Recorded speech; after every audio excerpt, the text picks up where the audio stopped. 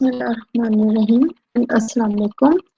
I'm your instruction for operating system course. My name is Ramsha Imran and हम लोग final term lecture series के बारे में discuss कर रहे थे। प्रीवियस लेक्चर में जो हम लोगों ने पढ़ा था वो हमारा था डेडलॉक कि डेडलॉक प्रॉब्लम क्या होती है। देन हम लोगों ने देखा था कि हमारे पास सिस्टम मॉडल कैसे जनरेट हो जाते हैं डेडलॉक में, और हम लोगों ने डिफरेंट सिस्टम मॉडल में देखा था कि किस तरह प्रॉब्लम जनरेट होती है। लाइक हम लोगों ने सेमाफोर के बारे में बात की थी कि अगर आपके सिस्टम में सेमाफोर जनरेट हो, सेमाफोर्स है सिंक्रोनाइजेशन के लिए हम यूज करते हैं, तो सेमाफोर्स के अंदर आप लोगों के पास डेडलॉक कैसे अकर हो जाता है। उसके बाद हम लोगों ने कुछ डेडलॉक की कैरेक्टरिस्टिक्स के बारे में बात किया कि आप लोगों के पास mutual exclusion, hold and wait, ये सब नहीं होना चाहिए। सर्कुलर वेट हो और आप लोगों के पास नो प्रिएम्पशन हो तो आपके सिस्टम में डेडलॉक होता है। अगर मैं आज के लेक्चर में बात करूं कि आज के लेक्चर में हम लोग क्या पढ़ रहे हैं, तो आज के लेक्चर में हम लोग मेथड्स पढ़ रहे हैं फॉर डेडलॉक हैंडलिंग कि हम लोग डेडलॉक हैंडल को करने के लिए क्या क्या मेथड यूज कर सकते हैं। उसके बाद डेडलॉक प्रिवेंशन क्या होती है एंड डेडलॉक अवॉइडेंस क्या होती है। तो सबसे पहले अगर ये देखें, ये आप लोगों का प्रीवियस लेक्चर था जहाँ से हम लोगों ने स्टार्ट किया था कि हमारे पास डेडलॉक की प्रॉब्लम क्या होती है। देन हम लोगों ने देखा था कि इसके अंदर बड़ी फेमस क्लोजिंग प्रॉब्लम के बारे में बात की थी, डायनिंग क्रॉसर प्रॉब्लम और ब्रिज क्रॉसिंग एग्जाम्पल। उसके बाद हम लोगों ने कहा था कि हम अपने डेडलॉक को आइडेंटिफाई करने के लिए कि आपके सिस्टम में डेडलॉक है या नहीं है, उसके लिए हम लोग क्या करते हैं, यहाँ पे अपना एक रिसोर्स एलोकेशन ग्राफ बनाते हैं जिसे हम सिस्टम मॉडल कहते हैं। उसके लिए क्या करते हैं, हम लोग एक ग्राफिकल रिप्रेजेंटेशन बनाने की कोशिश करते हैं जिसके अंदर रिसोर्सेज होते हैं और आप लोगों के पास प्रोसेस होते हैं।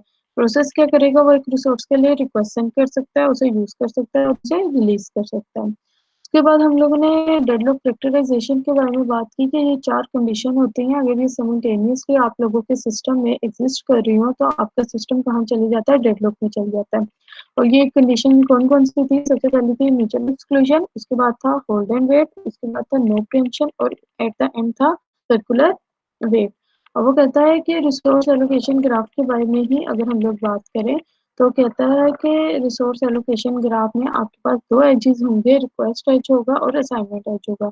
ये हम लोगों ने लास्ट टाइम सारा डिटेल में पढ़ा था कि आप लोगों के पास बेसिकली इन सबसे हम लोगों ने क्या फाइनल फाइंडिंग थी या हम लोगों ने यहाँ पे एंड किया था कि हम लोगों के अगर ग्राफ के अंदर कोई साइकिल नहीं होगा तो आपके ग्राफ के अंदर डेडलॉक नहीं होगा।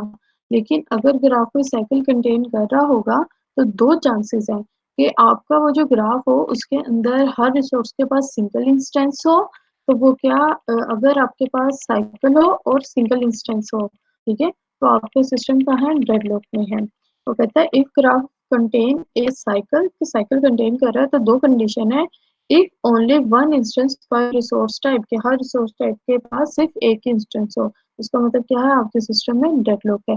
इफ सेवरल इंस्टेंसेस पर resource type, possibility of deadlock, अगर सेवरल इंस्टेंसेस हैं तो डेडलॉक की पॉसिबिलिटी है, ठीक है।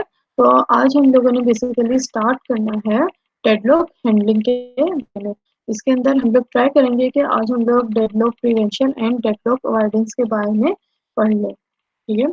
और आप लोगों के पास डेडलॉक हैंडलिंग के 3 मेथड होते हैं। सबसे पहला मेथड होता है डेडलॉक प्रिवेंशन, उसके बाद होता है डेडलॉक अवॉइडेंस और थर्ड पे होता है डेडलॉक डिटेक्शन एंड रिकवरी। तो सबसे पहले अगर मैं बात करूं डेडलॉक प्रिवेंशन के बारे में, तो डेडलॉक प्रिवेंशन क्या होती है, तो कहते हैं restrain the ways request can be made to ensure that at least one of the 4 necessary condition is violated। वो कहते हैं कि आप कुछ ऐसा तरीका, कोई ऐसा वे निकालें जिसके थ्रू ये जो 4 कैरेक्टरिस्टिक्स है ना, mutual exclusion, hold and wait, no preemption और सर्कुलर वेट, इन चारों में से कोई एक कंडीशन क्या हो जाए, आप लोगों की वायलेट हो जाए। तो फर्स्ट वो कहते हैं इनमें से कोई मेथड आप फाइंड कर लें। तो सबसे पहले अगर मैं म्यूचुअल एक्सक्लूजन के बारे में बात करूं कि अगर मुझे म्यूचुअल एक्सक्लूजन को फाइंड करना है तो इसके लिए क्या है, not required for shareable resources. अब वो कहता है कि अगर मैं म्यूचुअल एक्सक्लूजन को वायलेट करती हूँ तो मेरे पास क्या इसके लिए इश्यू आता है, not required for shareable resources के अगर मैं शेयरेबल रिसोर्सेज के लिए अपने क्या कहते हैं सिस्टम का ये खत्म कर देती हूँ म्यूचुअल एक्सक्लूजन, तो उसके लिए क्या होता है कि आप लोगों का आपकी सिंक्रोनाइजेशन डिस्टर्ब हो जाती है। तो कहते हैं must hold for non shareable resources. तो इसका मतलब कि अगर मैं म्यूचुअल एक्सक्लूजन को खत्म कर रही हूँ तो सिर्फ ये नॉन शेयरेबल रिसोर्सेज में मेरे पास ठीक चलता है, उसके लिए होल्ड हो सकता है, लेकिन शेयरेबल रिसोर्सेज के लिए होल्ड नहीं हो सकता। Can not be prevented for all resources, इसलिए हम लोग हर रिसोर्स के लिए इसे प्रिवेंट नहीं कर सकते क्योंकि हमारे पास रिसोर्सेज मोस्टली क्या है, शेयरेबल है। इसके अंदर सबसे इम्पोर्टेंट आपके मेमोरी क्या है, आपका सीपीयू साइकिल्स क्या है, ये सारे आपके पास शेयरेबल रिसोर्सेज है। हाँ, आपके पास कीबोर्ड शेयरेबल है, आपके पास मीटर स्क्रीन शेयरेबल है, आपके पास माउस शेयरेबल है। मतलब मेजर रिसोर्सेज हमारे पास सिस्टम में क्या है, शेयरेबल रिसोर्सेज है। तो शेयरेबल रिसोर्सेज के साथ तो ये काम ही नहीं कर सकता। तो some resources are inherently not shareable such as printer. तो आपके पास प्रिंटर क्योंकि एक प्रोसेस के पास है तो दूसरा प्रोसेस के सेम टाइम पे उसे शेयर नहीं कर सकता। तो उनके लिए तो मे बी म्यूचुअल एक्सक्लूजन चल जाए, लेकिन म्यूचुअल एक्सक्लूजन को वायलेट करने से आपके जो शेयरेबल रिसोर्सेज हैं वो उनमें सिंक्रोनाइजेशन खत्म हो जाएगी और डेटा इनकंसिस्टेंट हो सकता है। तो प्रिवेंशन में अगर मुझे चार में से कोई एक कंडीशन वायलेट करनी है तो उसके लिए म्यूचुअल एक्सक्लूजन को तो मैं वायलेट नहीं कर सकती हूँ। सेकंड है होल्ड एंड वेट। अब देखते हैं कि होल्ड एंड वेट को मैं वायलेट कर सकती हूँ या नहीं। वो कहते हैं must guarantee that when ever a process request a resource के होल्ड एंड वेट क्या है कि कुछ रिसोर्सेज पड़े, कुछ रिसोर्सेज के लिए वेट करें, लेकिन इसमें कुछ सर्कुलर मोशन नहीं है। सिंपल एक रिसोर्स ने कुछ एक रिक्वेस्ट सेंड की है और कुछ उसके पास है और कुछ उसके पास नहीं है। ठीक है, ये है सिंपल होल्ड एंड वेट। वो कहता है होल्ड एंड वेट में क्या है, must guarantee that whenever आप प्रोसेस रिक्वेस्ट अ रिसोर्स के इसके लिए अगर मैं इसे वायलेट कर रही हूँ तो मुझे इस चीज की गारंटी लेनी पड़ेगी कि when ever A process request for a resource it does not hold any other resource. तो जब वो उसने किसी रिसोर्स के लिए रिक्वेस्ट सेंड करनी है तो उसके पास कोई रिसोर्स पहले से होल्ड ना हो। होल्ड एंड वेट यही है ना, प्रोसेस में कुछ रिसोर्स लिए हुए हैं और कुछ रिसोर्स के लिए वो वेट कर रहा है। इसकी सबसे बेस्ट एग्जांपल क्या है कि फॉर इंस्टेंस मैं यहाँ पे वर्ड पे काम कर रही हूँ, ठीक है, होल्ड किए हुए कुछ रिसोर्सेज, मैं उन रिसोर्सेज पर काम कर रही हूँ, मेरे पास सारे बिल्कुल ठीक चल रहे हैं। जब मैंने वर्ड पे सारा काम कर लिया तो उसके बाद मैं उसके लिए प्रिंटर की रिक्वेस्ट सेंड कर देती हूँ। अब वो प्रिंटर कोई और यूज कर रहा है, ठीक है, मतलब शेयरेबल है, किसी और पीसी के साथ है कनेक्ट, तो वो कोई और सिस्टम जो है वो यूज कर रहा है। अब हमें पता है कि जो प्रिंटर है वो नॉन शेयरेबल होता है, उसके लिए रिक्वेस्ट सेंड कर भी दें तो वो आपकी रिक्वेस्ट एक्सेप्ट नहीं होगी अनटिल और अनलेस वो जो दूसरा सिस्टम है वो अपना काम कंप्लीट करके उसे फ्री ना कर दे। तो अब आपका सिस्टम क्या कर देगा, उसने वर्ड और वो सारे रिसोर्सेज पकड़े हुए हैं जबकि प्रिंटर के लिए वो वेट में चला गया, ठीक है। तो ये होता है होल्ड एंड वेट, ये सर्कुलर मोशन में नहीं है लेकिन वो होल्ड एंड वेट पे चला जाता है। तो उसके लिए क्या है, वो कहता है कि आप होल्ड एंड वेट को वायलेट कर दें कि अगर किसी प्रोसेस ने कुछ रिसोर्सेज एलोकेट किए हुए हैं, लाइक वर्ड कुछ रिसोर्सेज को एलोकेट करके फॉर इंस्टेंस काम कर रहा है, तो आगे किसी एडिशनल रिसोर्स के लिए रिक्वेस्ट सेंड ही नहीं कर सकता। तो वो प्रिंटर के लिए रिक्वेस्ट सेंड ही नहीं कर सकता। तो वो कहता है कि इसके लिए आप कंडीशन लगाएंगे जब भी कोई प्रोसेस कोई रिक्वेस्ट सेंड करेगा तो उसके पास पहले से कोई रिसोर्स अवेलेबल ना हो। अगर इसने कोई रिसोर्स होल्ड किया हुआ है तो फिर क्या उसके तो फिर वो नेक्स्ट जो रिसोर्स है उसके लिए वो रिक्वेस्ट सेंड नहीं कर सकता। लेकिन वो कहता है इसमें एक प्रॉब्लम आती है। सबसे पहली बात करते हैं, इस वाली कंडीशन को अगर मैं वायलेट करती हूँ तो हम लोग सबसे फर्स्ट उसमें बात करते हैं। तो सबसे पहला इशू क्या है, require process to request and to be allocated all its resources before it being executed, ठीक है। तो इसके लिए सबसे पहली कंडीशन क्या है कि आपके प्रोसेस को कौन से रिसोर्सेज चाहिए होंगे वो सारे के सारे पहले से ही लिस्ट डाउन हुए पड़े हों और सिर्फ हम लोग वो सारे रिसोर्सेज उठा के उसे क्या कर दें, हम उसे दे दें, चाहे वो उसे यूज हो रहे हो बाद में वो यूज करे या ना करे। फॉर इंस्टेंस अगर आपका वर्ड है उसके लिए मुझे प्रिंटर की ही बात कर लूं, तो वो अगर प्रिंटर आपके सिस्टम में यूज करना है या नहीं करना है, ये तो बात की बात है। अगर उसके लिए ये रिक्वायर्ड है तो मैं सबसे पहले ही उसे सारे रिसोर्सेज दे दूँ, ठीक है, चाहे वो उसके एट द एंड बाद में वो उसके यूज हो रहे हैं या ना हो रहे हो। And allow process to request resources, ये वो कहता है and allow process to request resources only when the process has none. तो और तभी वो रिक्वेस्ट सेंड करे जब आपका प्रोसेस के पास कोई रिसोर्स ना अवेलेबल हो, मतलब आपका प्रोसेस जस्ट स्टार्ट हो। तो वो कहता है इससे आप लोगों के पास प्रॉब्लम क्या आता है, तो लास्ट लाइन पे इसका प्रॉब्लम लिखा हुआ है, लो रिसोर्स यूटिलाइजेशन स्टार्वेशन पॉसिबल। वो कहते हैं कि इसमें सबसे बेसिक इशू क्या है कि आपकी लो रिसोर्स यूटिलाइजेशन है। लाइक अब मैं वर्ड पे काम कर रही हूँ, मैंने वर्ड पे प्रिंट निकालना है एंड पे, तो मैं अगर उसे प्रिंटर पहले से साइन कर दूंगी तो वो 1 घंटे या 2 घंटे के लिए, जितने टाइम के लिए मैं काम कर रही हूँ उतने टाइम के लिए मेरे पास वो जो प्रिंटर है वो बाउंड होके रहेगा।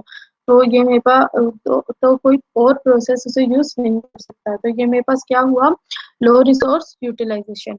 और सेकंड इसके अंदर प्रॉब्लम क्या आती है, स्टारवेशन पॉसिबल है। स्टारवेशन क्या है कि लाइक मैं अगर 5 घंटे के लिए मैंने अपने वर्ड पे काम करना है और मैंने वर्ड को प्रिंटर दे दिया है और अब कोई और प्रोसेस है उसे प्रिंटर की ज़रूरत है, तो वो क्या हुआ, उस 5 घंटे के लिए कहाँ चला गया, वो वेटिंग पे चला गया। तो स्टारवेशन क्या है, इनफिनाइट टाइम के लिए वेटिंग पर चला गया। ठीक है, अब वो टाइम डिफाइन नहीं है कि वो 2 घंटे लगेंगे, 3 घंटे लगेंगे, 4 घंटे लगेंगे, 5 घंटे लगेंगे। मैं जितने मर्जी टाइम पे वर्ड पे काम कर सकती हूँ। ठीक है, फॉर इंस्टेंस मैं काम करके थक गई हूँ, मैं वर्ड को बंद नहीं कर रही, मैं ऐसे ही अपने लैपटॉप पे स्लीप पे लगा के मैंने रख दिया। तो अब वो क्योंकि मेरे पास वो प्रोसेस तो बैकएंड पे रन हो रही है, वो डेटा तो सारा सेव है, तो मेरे पास वो प्रिंटर भी वहां पे सेव रहेगा। अब वो किसी दूसरे प्रोसेस में यूज करना है तो वो कोई दूसरा प्रोसेस उसे यूज ही नहीं कर पाएगा। तो ये मेरे पास इनफिनाइट टाइम के लिए क्या है, वेटिंग पे चला जाता है। अब यहाँ पे एक और उसकी एग्जांपल देखें।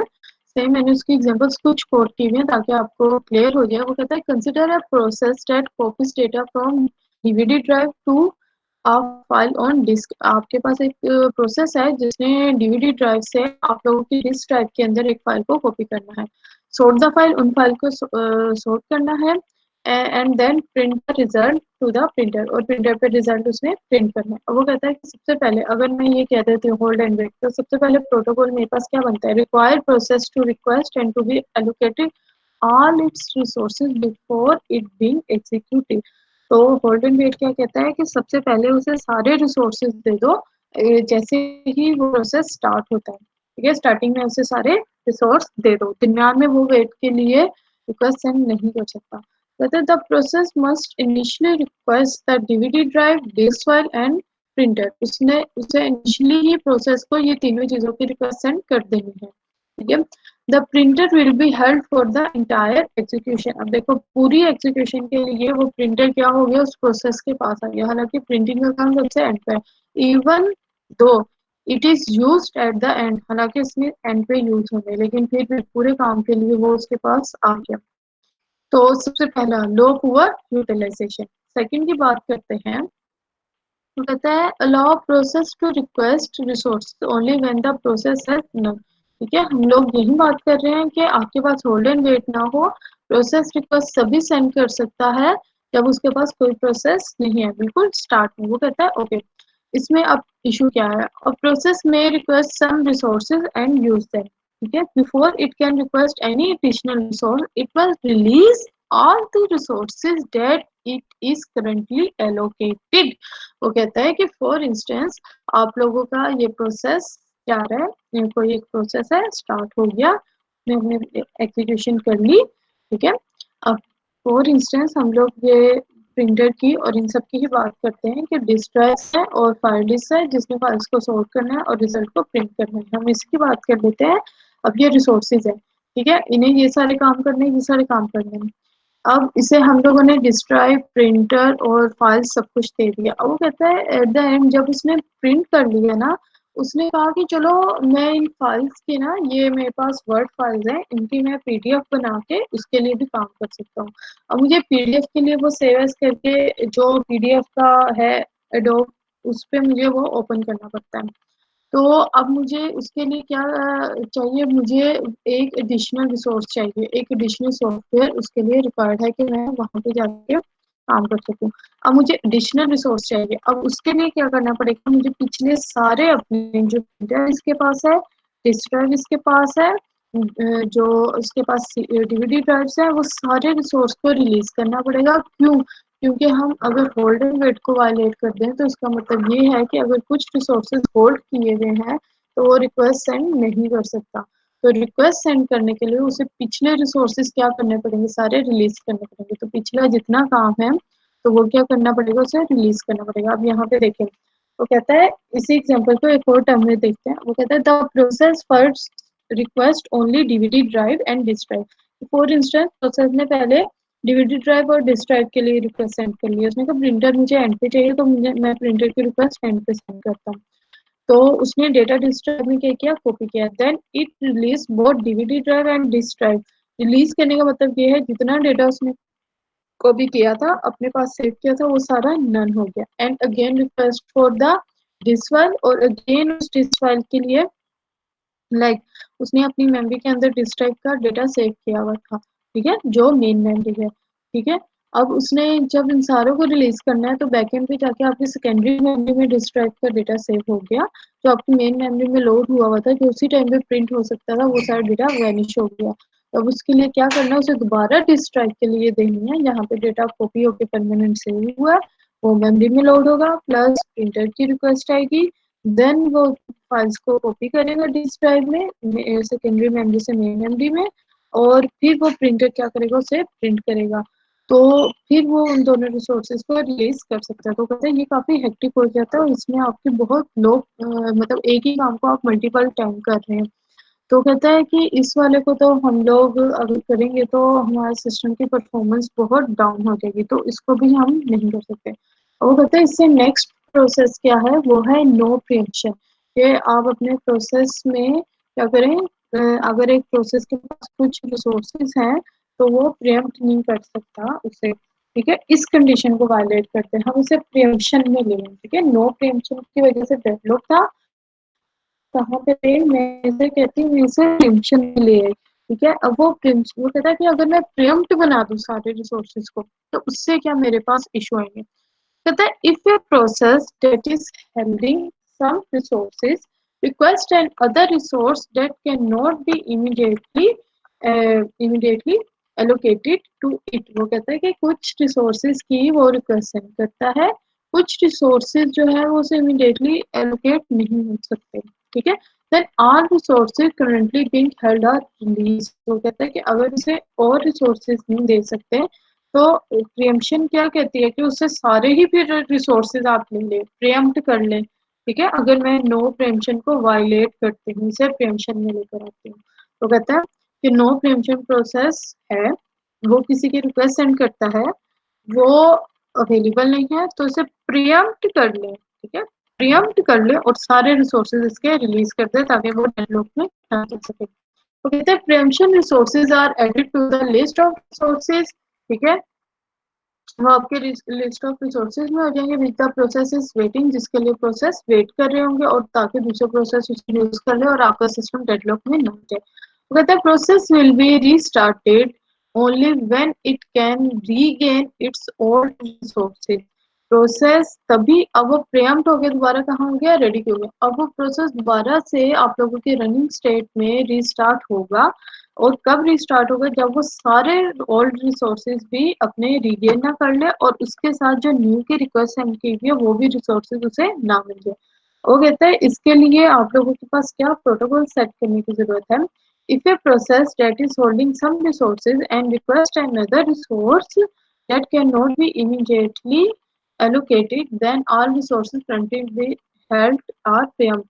कि अगर उसने किसी की कुछ लिए हुए, कुछ के लिए रिक्वेस्ट सेंड की हुई है और वो उसके पास अवेलेबल नहीं है, तो प्रियम्प्ट कर ले और सारे रिसोर्सेज उससे ले ले। तो कहते हैं preempted resources are added to the list of resources which the process is waiting. तो उस रिसोर्सेज के अंदर ऐड हो जाएगा आपके ये भी रिसोर्सेज इससे ले लिया, तो ये प्रोसेस इनके लिए भी वेट कर रहा है, तो वो उसकी वेटिंग लिस्ट में चले जाएंगे, उसके एलोकेटेड की, क्योंकि वो उससे हमने ले लिए, ठीक है। ये ऐसी है, अगर आप लोगों के पास 3 पेन है, ठीक है, और आप 2 और पेन की रिक्वेस्ट सेंड करते हैं, तो मैं वो आपसे 3 भी ले लूं और आपकी वेटिंग लिस्ट में डाल दूं कि इसे 5 पेन की जरूरत है, ठीक है।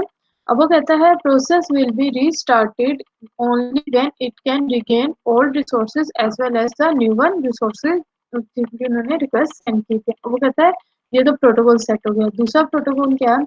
If a process request some resources, वो कुछ रिसोर्सेज की रिक्वेस्ट सेंड करता है, तो सबसे पहले हमें चेक करना पड़ेगा कि क्या वो अवेलेबल है। अगर वो अवेलेबल है तो हम उसे एलोकेट कर देंगे, तब तो मसला कोई नहीं है। इफ नॉट, अगर नहीं अवेलेबल है तो तब हमारे पास प्रॉब्लम आएगी। If not, we check whether they are allocated to some other process that is waiting for additional resources। तो हमें देखना पड़ेगा कि क्या वो किसी और प्रोसेस के लिए वेट तो नहीं कर रहे हैं रिसोर्सेज जो वो अवेलेबल नहीं है, और क्या वो प्रोसेस भी वेटिंग में तो नहीं पड़ा। If so, we preempt the desired resources, और अगर ऐसा होता है तो हम लोग अपने इन डिजायर रिसोर्सेज को preempt कर लेंगे और फ्रॉम द वेटिंग प्रोसेस, उस वेटिंग प्रोसेस से, and allocating them to the request, और रिक्वेस्ट को हम एलोकेट कर देंगे। If the resources are neither available nor hand by waiting process use, अगर वो वेटिंग प्रोसेस के पास नहीं है, पहली तो कंडीशन है ना कि जिनको वो रिक्वेस्ट सेंड करता है वो किसी वेटिंग प्रोसेस के पास है, तो वेटिंग प्रोसेस क्योंकि ऑलरेडी वेट कर रहा है तो मैं उसे लेके अपने इस प्रोसेस को दे दूंगी। तो मसला इसमें नहीं है। मसला इसमें है कि अगर वो प्रोसेस रनिंग में है द, तो फिर आपके इस प्रोसेस को भी वेटिंग में जाना पड़ेगा, क्योंकि नेक्स्ट प्रोसेस क्या है आपके लोगों के पास यहाँ पे रनिंग के अंदर है। ठीक है, तो कहता है when waiting its resource may be preempt if another resource requested them. वो कहते हैं इससे इशू क्या आया कि ये प्रोसेस जो है इसने की कुछ प्रोसेस की कुछ रिसोर्सेज की, वो रिसोर्सेज क्या है रनिंग स्टेट वाले प्रोसेस के पास है, तो ये वेटिंग में चला गया। चलो वेटिंग में चला जाए। अब वो कहते हैं अगर कोई और प्रोसेस आया, उसने उन रिसोर्सेज की रिक्वेस्ट सेंड कर दी जो इसके पास क्या है, इसके पास पड़े हुए हैं, तो इससे उठा के मैं दूसरे प्रोसेस को दे दूंगी और इसके ये वाले रिसोर्सेज भी जाएंगे। दूसरे के चक्कर में उसके पहले वाले रिसोर्सेज भी चले गए। ठीक है, अब वो दूसरे रिसोर्सेज में भी फ्री अवेलेबल हो, लेकिन पहला वाला रनिंग में चला जाए रिसोर्सेज को लेके। अब ये जो जिनके लिए रिक्वेस्ट सेंड की थी वो तो इसे मिल गए हैं, जो इसके पास अपने थे वो कोई और प्रोसेस लेके रनिंग में चला गया, अब ये उनके लिए वेट करे। तो इसके इस वजह से क्या हो सकती है, वो स्टारवेशन में जा सकते हैं। तो कहते हैं कि ये भी कोई इतना अच्छा सोल्यूशन नहीं है। तो इसका मतलब ना हम म्यूचुअल एक्सक्लूजन कर सकते हैं, ना हम होल्ड एंड वेट कर सकते हैं, ना हम प्रीएम्पशन कर सकते हैं। ना करने से यहाँ पे मेन मुराद ये है कि हम वो कर सकते हैं, लेकिन उससे हमारे पास इशू बहुत ज्यादा आएंगे। तो फिर हम लोगों को क्या करना है, हम लोगों को सर्कुलर वेट करना है। सर्कुलर वेट का मतलब क्या है? Impose are total ordering of are resource type and require that each process request resource in a increasing order of enumeration। कि आप लोग क्या करो, यहाँ पे आप लोगों के पास ऐसा सिस्टम है कि आप लोगों के पास कभी भी सर्कुलर वेट ना बने। लाइक ये हम लोगों ने लास्ट लेक्चर में बात की थी कि आप लोगों के पास एक ये डाइनिंग टेबल है और आप लोगों के पास क्लोजर्स हैं, और यहाँ पे क्या है, आप लोगों के पास यहाँ पे क्लोजर्स हैं, 5 क्लोजर्स हैं। उन 5 क्लोजर्स का काम ये है कि वो या तो सोचते हैं या फिर नूडल्स खाते हैं। ठीक है, अब ये 5 प्रोसेस हैं, उनका काम यही है, उन्होंने सोचना है, और जब ये सोच सोच के थक जाएंगे तो ये नूडल्स खाएंगे। और आप लोगों के पास यहाँ पे 5 ही नूडल्स के बाउल्स क्या हैं आपके हर क्लोजर के पास पड़े हुए हैं।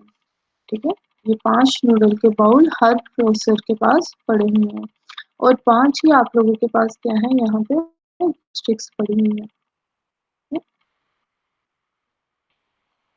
तो कहता है कि अगर ये सर्कुलर मोशन के अंदर था, तो लाइक प्रोसेस यहाँ पे आपके पास P1 था, यहाँ पे प्रोसेस क्या था आप लोगों के पास 2 था, यहाँ पे प्रोसेस क्या था आप लोगों के पास 3 था, यहाँ पे प्रोसेस आप लोगों के पास क्या था 4 था, यहाँ पे आप लोगों के पास क्या था प्रोसेस 5 था। तो कहता है कि अगर ये सर्कुलर वेट में एक टाइम पे सारे ही आप लोगों के पास ट्रांसफर आ जाए, और वो सारे ट्रांसफर क्या करें आप लोगों का जो है चॉपस्टिक को उठा ले, लाइक एक टाइम पे सारे ही प्रोसेस आ जाते हैं, ये 5 के 5 प्रोसेस आ गए, और इन्होंने क्या किया, ये जो नूडल का बाउल था पड़ा हुआ, इन सब ने अपनी राइट हैंड साइड वाली जो नूडल है वो पिक कर टू जो उसके लिए चॉपस्टिक है वो उन्होंने क्या कर ली, खा लिया। तो अब ये क्या है, लाइक इसने अपनी चॉपस्टिक ले लिया इस प्रोसेस में, फिर इस प्रोसेस में अपनी चॉपस्टिक राइट वाली ले लिया, इसने अपनी राइट वाली ले लिया, इस प्रोसेस में अपनी राइट वाली ले लिया, इसने अपनी और इसने अपनी। अब जो प्रोसेस P1 है वो P2 का वेट कर रहा है कि वो अपनी लेफ्ट वाली अपनी राइट वाली रिलीज करे और ये लेफ्ट वाली चॉपस्टिक उठाए और ये काम कर ले। तो ये सर्कुलर मोशन में आप लोगों को क्या बन गया, एक वेटिंग कंडीशन बन गई। तो कहते हैं सर्कुलर वेट को आप अवॉइड कर दें, ठीक है, आप उसे खत्म कर दें सर्कुलर वेट को। अब सर्कुलर वेट को हम लोग कुछ हद तक खत्म कर सकते हैं। वो कहते हैं कैसे हम लोग सर्कुलर वेट को खत्म कर सकते हैं। लाइक मैं कहूँ कि आपके पास, यहाँ पे कह दूँ कि आपके पास जो प्रोसेस है वो हमेशा अपने से आगे के नंबर वाले जो रिसोर्स है उसके लिए रिक्वेस्ट सेंड कर सकते हैं, अपने पिछले से नंबर वाले रिसोर्स के लिए रिक्वेस्ट सेंड नहीं कर सकते। अब देखिए जिस तरह यहाँ पे ये है रिसोर्स नंबर 1, ठीक है, प्रोसेस 1 का ये चॉपस्टिक क्या है, रिसोर्सेज है, इन्हें नाम दे देती हूँ, नंबर दे देती हूँ। मैं कहती हूँ ये रिसोर्स नंबर 1 है, ये रिसोर्स नंबर 2 है, ये रिसोर्स नंबर 3 है, ये रिसोर्स नंबर 4 है, ये रिसोर्स नंबर 5 है। ठीक है, मैंने इन सबको क्या किया, एक सेपरेटली नाम दे दिए। और बेसिकली हमारे पास इशू क्या आ रहा है कि रिसोर्स नंबर 1 जो है वो रिसोर्स नंबर 2 के लिए वेट कर रहा है, रिसोर्स नंबर 2 रिसोर्स नंबर 3 के लिए वेट कर रहा है, रिसोर्स नंबर 3 रिसोर्स नंबर 4 के लिए क्या कर रहा है, वेट कर रहा है, ये 5 के लिए वेट कर रहा है, और ये 5 वाला रिसोर्स है ये अगेन 1 के लिए वेट कर रहा है। तो इस वजह से हमारे सिस्टम में क्या आया था, ये डेड। और वो कहता है कि इसके अंदर आप क्या कर सकते हैं, इसका एक पॉसिबल सॉल्यूशन ये है कि आप कह दें कि ये जो 5 है जो रिसोर्स है वो हमेशा या तो वो 6 किसी रिसोर्स के लिए रिक्वेस्ट सेंड कर सकता है, 7 के लिए रिक्वेस्ट सेंड कर सकता है, 8 के लिए रिक्वेस्ट सेंड कर सकता है, लेकिन वो रिसोर्स नंबर 1 अपने से छोटे रिसोर्स के लिए, चाहे वो 1 हो, 2 हो, 3 हो, 4 हो, लेकिन वो अपने से छोटे रिसोर्स के लिए रिक्वेस्ट सेंड नहीं कर सकता, ये वाले रिक्वेस्ट सेंड नहीं कर सकता। ठीक है, अगर मैं उसे अलाउ ही नहीं करूंगी, मैं कहूंगी कि मेरे पास कीबोर्ड है उसे मैं 1 नंबर असाइन कर देती हूँ, माउस है उसे 2 कर देती हूँ, स्क्रीन है उसे 3 कर सकती हूँ, मेमोरी है उसे 4 कर सकती हूँ, आप लोगों के पास डिस्क ड्राइव है उन्हें 5 कह देती हूँ, आप लोगों के पास यूएसबी ड्राइव्स हैं उन्हें 6 कह देती हूँ। मैं हर रिसोर्स को क्या करती हूँ, एक नंबर असाइन कर देती हूँ, और मैं कहती हूँ मेरे सिस्टम में ये सर्कुलर वेट ना आए, कि मतलब अगर 5 वाला कोई रिसोर्स है, मेमोरी है, वो आप लोगों के क्या कहते हैं, वो जो प्रोसेस है वो किसी ऐसे रिसोर्स के लिए रिक्वेस्ट सेंड नहीं कर सकता जो उससे छोटे नंबर वाले प्रोसेस ने ली हो। ठीक है, प्रोसेस 1 ने जो रिसोर्सेज हेल्ड किए हुए हैं उनकी रिक्वेस्ट सेंड नहीं कर सकता, ये प्रोसेस 1 के चॉपस्टिक के लिए रिक्वेस्ट सेंड नहीं कर सकता, इस चॉपस्टिक के लिए ये रिक्वेस्ट सेंड नहीं कर सकता। तो जब इस चॉपस्टिक के लिए ये रिक्वेस्ट ही नहीं सेंड कर सकता तो यहाँ पे आप लोगों के पास सर्कुलर वेट नहीं आएगा। तो डेडलॉक प्रिवेंशन में हम लोग किसी एक कंडीशन को कहते हैं कि हमारे पास क्या हो, वो वायलेट हो जाए, जिसकी वजह से आप लोगों के पास डेडलॉक ना हो, तो ये वाली कंडीशन हम लोग वायलेट करते हैं। सेकंड पे हम लोग बात करते हैं, अब ये तो हो गया हमारे पास डेडलॉक प्रिवेंशन कि आप पहले ही कुछ ऐसा सिस्टम कर लें, कुछ ऐसे प्रिकॉशंस कर लें जिसकी वजह से आपके सिस्टम के अंदर डेडलॉक ना हो। लेकिन प्रिवेंशन के बाद भी अगर आप लोगों के सिस्टम के अंदर डेडलॉक आ जाता है तो आप उस डेडलॉक को अवॉइड कैसे कर सकते हैं। तो सेकंड टॉपिक है डेडलॉक अवॉइडेंस। डेडलॉक अवॉइडेंस कहता है required that the system has some additional prior information. वो कहता है डेडलॉक अवॉइडेंस के लिए ये एक बेसिक कंडीशन है कि आप लोगों का जो सिस्टम है उसके पास कोई ना कोई प्रायर इंफॉर्मेशन है। ठीक है, वो कहते हैं available about the use of resources by the process, और वो इंफॉर्मेशन कौन सी होनी चाहिए कि आपके प्रोसेस में कौन से रिसोर्सेज यूज करने हैं। फिर इसके लिए आप लोगों का ऑपरेटिंग सिस्टम जब डिज़ाइन होता है तो उसके अंदर आप लोग जो पॉसिबल आप लोगों के पास रिसोर्सेज हैं, क्योंकि आप देखिए ना आपके वर्ड के लिए एक स्पेसिफिक कुछ रिसोर्सेज है जो हमेशा यूज होते हैं। आपने इंटरनेट पे ब्राउजिंग करनी है उसके लिए भी कुछ स्पेसिफिक ही रिसोर्सेज हैं जो हमेशा यूज होते हैं। अब वो जो रिसोर्सेज है वो आपके चेंज नहीं होते। लाइक अगर आपका कीबोर्ड यूज होना है तो हमेशा कीबोर्ड ही यूज होना है, प्रिंटिंग के लिए हमेशा प्रिंटर ही यूज होना है, स्कैनिंग के लिए हमेशा स्कैनर ही यूज होना है, आपकी सेविंग के लिए आप लोगों की टेम्परेरी सेविंग के लिए हमेशा मेन मेमोरी ही यूज होनी है, परमानेंट के लिए हमेशा सेकेंडरी मेमोरी ही यूज होनी है। तो कहते हैं क्या करें कि आप जितने आप लोगों के सिस्टम के अंदर जब कोई सॉफ्टवेयर इंस्टॉल होता है या तो उसके लिए पॉसिबल जितने रिसोर्सेज हैं पहले ही आप उसकी एक इंफॉर्मेशन बना के स्टैक के अंदर उसके बफर के अंदर आप सेव करके रख लें कि ये प्रायर इंफॉर्मेशन होनी चाहिए। तो डेडलॉक अवॉइडेंस के लिए प्रायर इंफॉर्मेशन बच रही है। वो कहते हैं आगे कहता है simplest and the most useful model require that each process declare the maximum number of resources of each type it may need।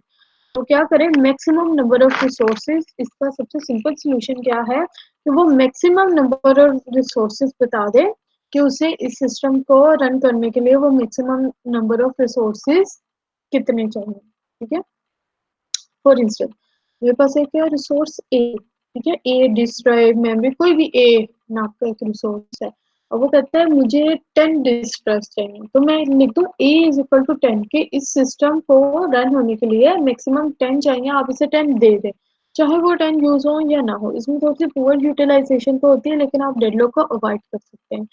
Second पे वो कहता है the deadlock avoidance algorithm dynamically examine the resource allocation state to ensure that there can be never a circular wait condition. अब हम लोगों ने जो last lecture में पढ़ा था रिसोर्स एलोकेशन ग्राफ, वो कहता है वो इसके अंदर यूज हो रहा होता है और जिसके लिए हम रिसोर्स एलोकेशन ग्राफ के थ्रू ही हम लोग देखते हैं कि आपके सिस्टम में कोई सर्कुलर वेट तो नहीं है। तो सर्कुलर वेट है तो आपके पास क्या है, सिंगल रिसोर्स है, सर्कुलर वेट है तो आपके पास डेडलॉक है, फिर तो आप अवॉइड भी नहीं कर सकते हैं। आप सिर्फ अगर मल्टीपल इंस्टेंस है तो उसे अवॉइड कर सकते हैं। ठीक है, तो रिसोर्स एलोकेशन स्टेट इज, अब ये उसकी डेफिनेशन है, यहाँ पे मैंने थोड़ी सी रिपीट कर दिया, is defined by the number of available and allocated resources, के कितने अवेलेबल रिसोर्सेज हैं और कितने एलोकेटेड रिसोर्सेज हैं। लाइक मेरे पास सिस्टम में 15 डिस्क ड्राइव्स हैं, 10 किसी सिस्टम को चाहिए तो मैंने 10 क्या कर दी, एलोकेट कर दी, तो 10 कहाँ चले गए, एलोकेटेड रिसोर्सेज में, और 5 अभी भी मेरे पास अवेलेबल है तो 5 कहाँ चले गई, मेरे पास अवेलेबल के अंदर। ठीक है, and the maximum demand of a process, के उसने 10 की डिमांड की थी तो 10 है मैक्सिमम डिमांड। अब हमने अपने सिस्टम को यहाँ पे डिफाइन करना होता है कि आपका सिस्टम जो है वो सेफ स्टेट में है या नहीं है, ये हमारा प्राइमरी गोल होता है। ठीक है, अब अपने सिस्टम को सेफ स्टेट के अंदर लाने के लिए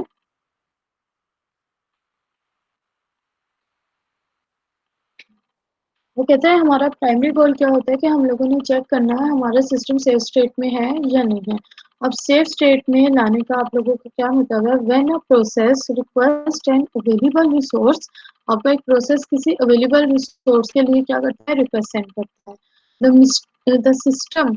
अब आपकी अवॉइडेंस है कि वो रिक्वेस्ट सेंड ही तब कर सके जब आपका सिस्टम सेफ स्टेट में हो। अगर आपका सिस्टम सेफ स्टेट में नहीं है तो आपका प्रोसेस रिक्वेस्ट ही नहीं सेंड कर सकता। तो कहते हैं system must decide if immediate allocation leaves the system in safe state. वो कहते हैं कि पहले से ही आपने अवॉइडेंस क्या है, पहले से ही आप अवॉइड कर रहे हो, अपने सिस्टम को सेफ स्टेट में लेकर आ रहे हो और आपने रिसोर्स ही तब किसी सिस्टम को देना है जब आप ये प्रायर कोई प्रोसेसिंग करके ये ना बता दो कि आफ्टर एलोकेटिंग दिस रिसोर्स आपका सिस्टम आप डेडलॉक में जा रहा है या नहीं जा रहा। अगर नहीं जा रहा तब वो उसे कह दे कि नहीं जा रहा, कोई खतरा नहीं है, तब वो उसे क्या कहते हैं वो रिसोर्स क्या है एलोकेट करे, उससे पहले वो रिसोर्स एलोकेट ही ना हो। वो कहते हैं कि इसके लिए आप लोगों के पास सीक्वेंस ऑफ प्रोसेस है P1 P2 P3 and Pn।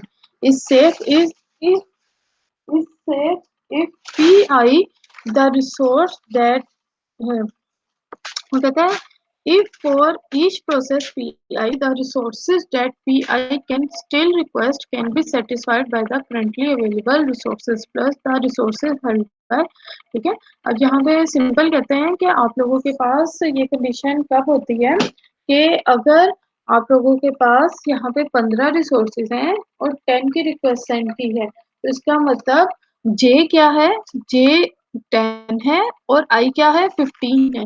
अगर J is less than I, अगर उतने रिसोर्सेज की रिक्वेस्ट सेंड की है जितने अवेलेबल हैं, तो तभी आपका सिस्टम सेफ स्टेट में होगा। अगर उस उतने रिसोर्सेज की रिक्वेस्ट सेंड कर ले जितने अवेलेबल ही नहीं है, लाइक 15 आपके पास डिस्क ड्राइव है और मैं रिक्वेस्ट सेंड कर देती हूँ 20 की, तो 15 तो उसे मिल जाएंगे लेकिन 5 के लिए वो वेटिंग पर चला जाएगा, तो आपका सिस्टम क्या होगा, सेफ स्टेट में नहीं रहेगा। तो कहते हैं सेफ स्टेट का मतलब ही ये है कि जितने अवेलेबल करंटली जितने भी अवेलेबल रिसोर्सेज हैं, 10 है, 15 है, 25 है, रिक्वेस्ट हमेशा उससे कम की होनी चाहिए, ठीक है। In other words a safe sequence specify the order in which process can be finish. तो कहते हैं कि ये बेसिकली आप लोगों की सेफ स्टेट ऑर्डर बताती है प्रोसेस का कि वो किस सीक्वेंस में आपके एग्जीक्यूट हो सकते हैं। That is, if PI resource needed are not immediately available, तो उसे आप क्या करें, अपने वेटिंग पर ले हैं, ठीक है। अगर PI रिसोर्स का है, जिसे PI प्रोसेस है जिसने किसी रिसोर्स के लिए रिक्वेस्ट सेंड की है, वो अवेलेबल नहीं है, तो वो उसे कहाँ ले जाए, वो उसे वहां पे वेटिंग पे ले। When PJ is finish, और जब वो रिसोर्स फिनिश हो जाए तब वो क्या करे, अपने रिसोर्सेज ले, ठीक है, और सारे फिर वो उसे एग्जीक्यूट कर ले।